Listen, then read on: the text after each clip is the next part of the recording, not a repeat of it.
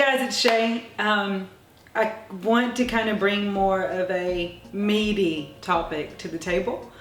I say meaty because when you're children, you drink milk, and when you're an adult in maturity, you can handle meat. And I believe that you can handle some meat today. Hopefully you're not vegan. I'm down with my dad jokes. But anyways, moving on. I want to talk to you about the value of suffering.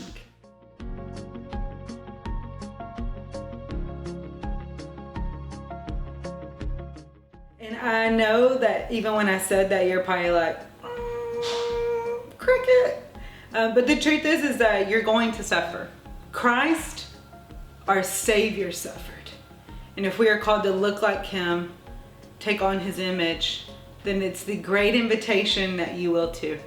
It says in the Word that they hated Him and they will hate us. That will set you free and also make you very sad at the same time. And I understand the dichotomy of your emotions. Something very beautiful in suffering. We have to remind ourselves that Hebrews 12:2 says that with joy He endured the cross.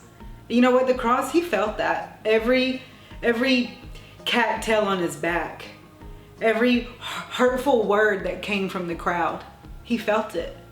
And there's going to be times where you walk through things where you feel all the feels. You feel all people's words. You feel the accusations. You feel the pain. You feel it. And my question to you is, are you walking with joy? Because even in joy, even in suffering, there's joy. Joy is your portion, and joy is not based off circumstance. Joy is that inward anchor of, my eyes are set on something. My eyes are set and locked into eternity. I don't live for this day and age, for my heart is set on a pilgrimage for that of which we call eternity in heaven. And so there's such a beautiful thing with suffering and walking through hardship. You know, I always say this, that hard's not bad. Hard's just hard. And you know what? Suffering's the same. Suffering is this beautiful invitation that goes against the grind of culture that says, I need you. It is a beautiful reminder to your soul that you need Him. You know, you don't just need Him in the valley, you need Him on the mountaintops. But most of your life will probably be lived in a valley. And I say that because valleys are so much bigger than the peak of a mountain. It doesn't mean that the mountaintops are not glorious and we love them. Oh boy, do we love them, but we need Him in both. We need Him in both. And we have to remind ourselves that in suffering is this beautiful invitation of nearness, because the Word says that He's close to the brokenhearted. Now, it doesn't say that He's causing your heart to break. And I want to clarify that. I don't believe that God causes those things to happen, but I do believe He uses them to send us to our knees to say, God, I need you. I need you. I need you. I'm coming out of a season of deep need of Him. Like literally my song has been, I need you more today than yesterday. I need thee. I need thee every hour. I need thee because I can't do this alone. I can't carry this cross without grace. I can't love people without your love. Like that's just what it is. And I think sometimes in church we pretend that we have it together. We pretend that we love well. We pretend that we put on a face and we show up to church and we raise our hands and we know how to do it. When God is just saying, will you just break? Will you just break and let me cover you? Let me run to you like a good father and cover you. So sometimes I think the invitation when we say, you know, God, come close, come near, you know, He comes close. And it's almost so much that I'm like, oh, I know I can't, like, never mind. I don't want to suffer. I don't want to invite you close because I don't want it to hurt. And truthfully, nobody wants it to hurt. Like, I'm 100% convinced that nobody on the earth is like, sign me up. I'm ready to hurt. And you're not either, because you're human and it does hurt and it goes deep. And sometimes it's things that we never saw coming from left field. And you know what? God is in it.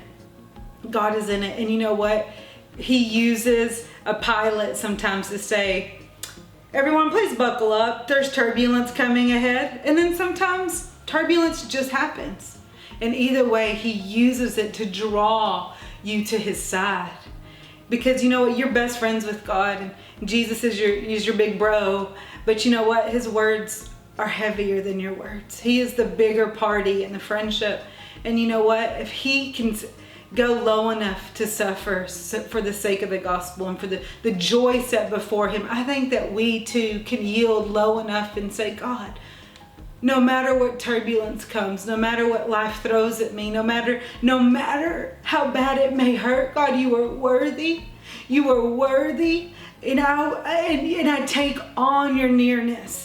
I take you in my contrite heart. I need thee. I need thee every hour. I need thee. And I invite you into my pain. I invite you into my hurt. And I say, be close to me. It's one thing to sing the song, you're a good, good father. And it's one thing to live it and say, no, I need a good, good, good father. I need you to show up and I need you to father me. So the suffering is this, no one's going to sign up for it. Right? Like you're not like, okay, let's make a line for those that want to suffer. And honestly, it's going to be the worst, it's the worst altar call. But at the same time, it is the greatest invitation with your Father to say, God, your will be done on earth as it is in heaven. I decrease so that you would increase. And you know what that looks like? That looks like your flesh taking on some suffering and dying, and you picking up that cross like it says in Luke 9. I pick up my cross and follow you. I follow you. I follow you. And it can be cliche, but truthfully, I suffer with you. I choose to slay this flesh in order to take on your image, that your glory would go out, that your glory would come out of me, and that it wouldn't even be me, because I know that I need thee. I need thee every hour.